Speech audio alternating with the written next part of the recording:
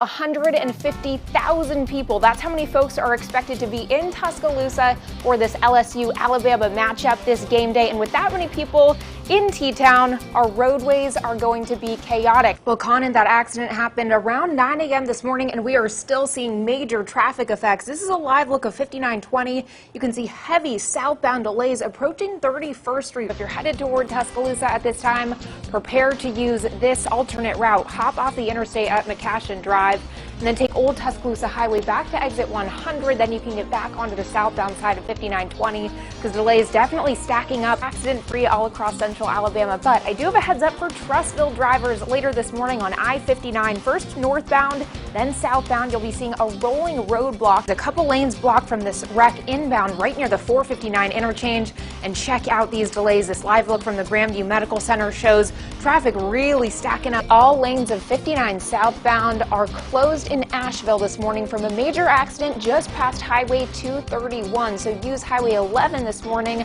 as your alternate route headed toward Birmingham. But looking good in the Birmingham metro area. We're taking you outside now to 459 for a live look at the road with our AlDOT camera south of Overton Road.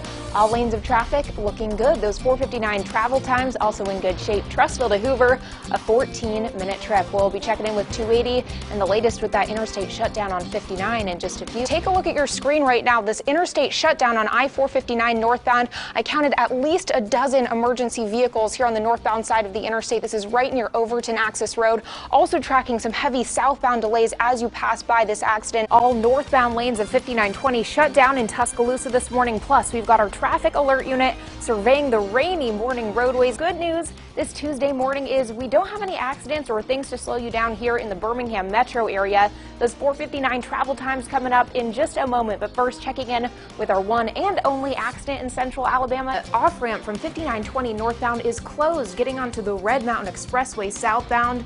So if you are coming into the city, plan to take the 17th Street North exit ramp instead. This is a live look, but for the time being, your best bet to get around this wreck, hop off of I-65 northbound onto State Route 25 in Calera, then use Highway 31. And turning now to social media for some insight on this situation. Mountain Brook Police Department saying that this is due to downed trees, power lines, and a water main break. We are tracking major delays from a wreck that has a lane blocked in Coaling. This is just past exit 79. So to get around these delays, and trust me, you don't want to get caught in this traffic jam this morning, hop off of 5920 northbound onto Highway 11 all the way through Coaling. Traffic's still looking good on all of our major roadways. No accidents to report, but I do have a heads up for Shelby County drivers later today on I-65 southbound between 9 a.m. and 1 p.m. You're going to be seeing some lane closures for roadwork by AlDOT. The first of many memorial services for George Floyd takes place in Minneapolis this afternoon. The service follows a night of mostly peaceful protests around the country and new charges against all four ex-police officers connected to Floyd's death. Two back-to-back tropical storms, Marco and Laura, now threaten the Gulf Coast. Storm Team meteorologist Michael Haynes tracking the latest. Michael?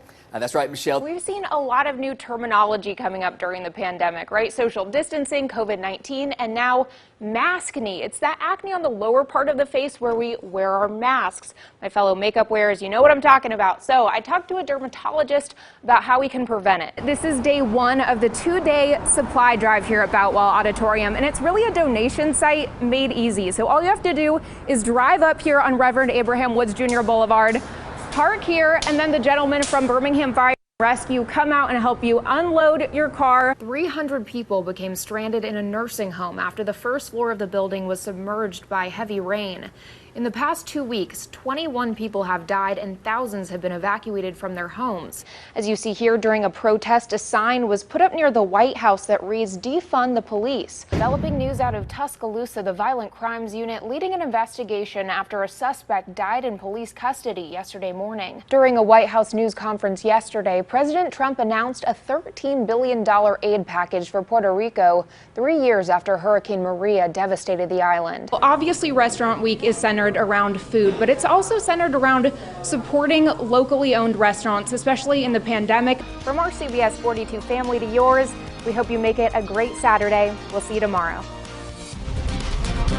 During the COVID-19 pandemic, working out is looking really different. A lot of people are working out from home using live streamed or online workouts, and that means gym and local fitness studio owners are having to adapt. We've had to adapt very quickly. There's no book or guideline on what's happened.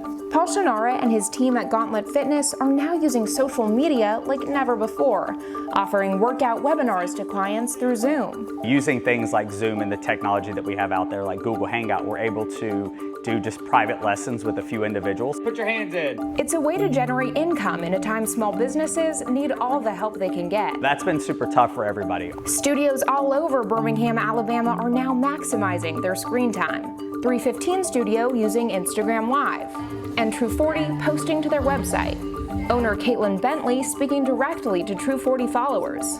Our online workouts are free. There's an option for a small donation only if you feel led. What these workouts all have in common, replacing gym equipment with at-home resources. So you can do this on a chair, you can do this on the edge of a sofa.